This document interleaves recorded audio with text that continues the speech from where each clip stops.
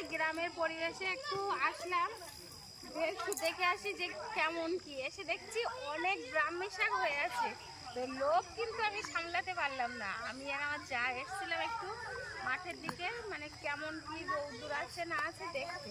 তারপরে এখানে আমার বাড়ি থেকে বেশি দূর নয়, তারপরে আমার বাড়িতে গিয়ে বাড়ির থেকে একটা ব্যাগ নিয়ে এসেছি, নিয়ে এসে দেখো ব্রাহ্মী শাক তুলছে, আর দেখো লক লক করছে ব্রাহ্মী শাকগুলো। একটু বুদ্ধি তো বাড়াতে হবে, বুদ্ধিটা একটু কম আছে মাথায়, সেই জন্য বুদ্ধি বাড়ানোর জন্য ব্রাহ্মী শাক তুলতে এসেছি মাঠে।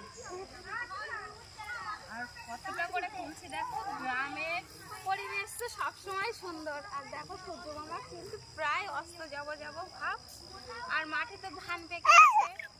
আর দেখো আমাদের পুচকে আউ উ করছে, শিগগিরই আয় শাক তুলবি, আয় বাবু আয়, শিগগিরই এসো।